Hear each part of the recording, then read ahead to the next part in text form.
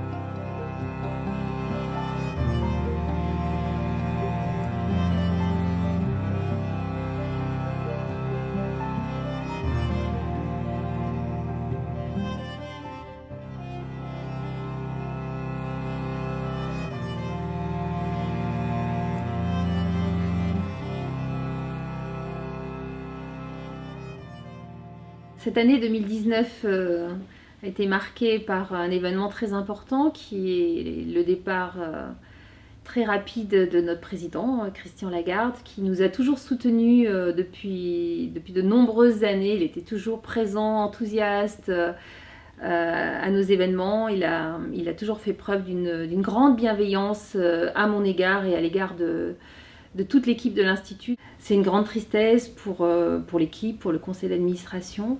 Nous avons un nouveau président nommé par Philippe Auger, qui est Jean-Patrick Respeau, qui lui aussi fait preuve de beaucoup de bienveillance, beaucoup de motivation et qui nous soutient énormément. Je m'appelle donc Jean-Patrick Respeau, je suis désormais maintenant président du conseil d'administration de l'Institut Confucius de Montpellier. Je suis à l'heure actuelle aussi vice-président formation et vie universitaire de l'Université de Montpellier.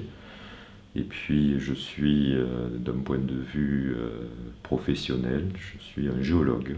On m'a demandé de prendre cette responsabilité, j'ai dit oui tout de suite. Je le fais avec un grand plaisir, mais aussi beaucoup d'humilité.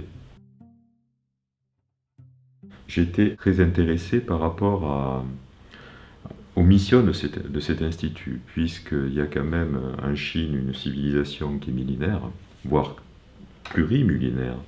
Et essayer de mettre en place finalement dans notre beau pays de France un rapprochement avec cette civilisation par l'intermédiaire donc de cet institut, avec tout l'apport culturel que cela peut porter au niveau de l'enrichissement notamment des étudiants, notamment aussi des populations, ainsi de suite, me paraissait quand même être quelque chose de très important.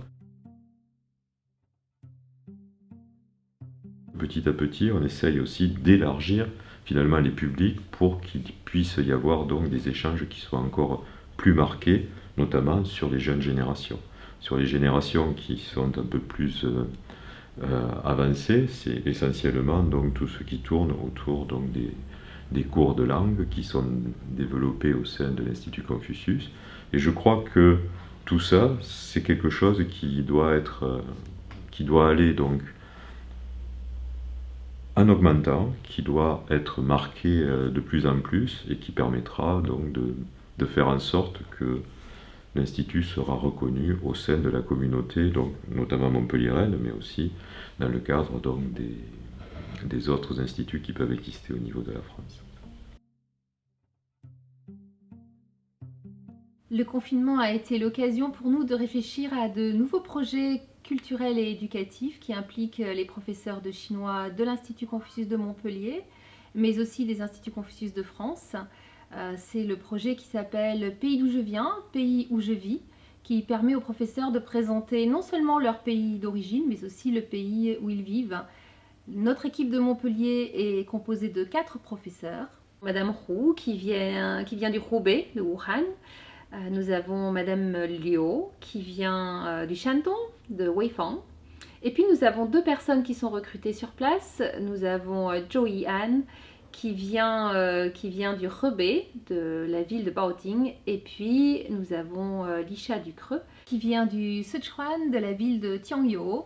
Les enseignantes dans leurs cours de chinois ont l'occasion de parler de la culture chinoise et plus particulièrement de la province dont elles viennent. Mais là où elles ont vraiment toute la latitude pour partager plus en profondeur leur culture, c'est par exemple lors d'événements culturels. Ou, par exemple, pour le dernier Nouvel An chinois, Madame Liu a proposé aux élèves de faire les traditionnels raviolis, puisque c'est une culture chinoise plutôt du nord, et comme elle vient du Shandong, c'était l'occasion pour elle à la fois de préparer les raviolis avec les élèves, mais aussi de les déguster.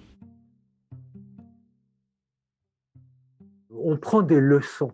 Moi, ça a été une leçon de rigueur et de précision, hein, le chinois, à la fois au niveau oral, mais évidemment particulièrement au niveau graphisme ou au niveau écriture. C'est très rigoureux et à la fois, ça laisse beaucoup de perspectives et place à l'imaginaire. Parce que quand on connaît suffisamment de clés, etc., on peut les combiner et arriver au rêve. Étant enseignant, j'ai la chance que ces cours de chinois puissent avoir lieu directement à l'université. Ce qui fait qu'en général, à 18h15, en général, on a quand même fini les cours. On vient un petit peu se ressourcer en faisant du chinois pendant 2 heures. Nos profs qui, eux, maîtrisent le français, qui est une langue pas facile, maîtrisent aussi bien le français, bon, on se sent, disons, poussé aussi aux efforts pour maîtriser un peu du chinois. Je suis une fanat totalement de l'Institut Confucius, puisque ça fait 5 ans que j'y vais, que j'ai passé ces examens grâce à eux, et je suis très satisfaite.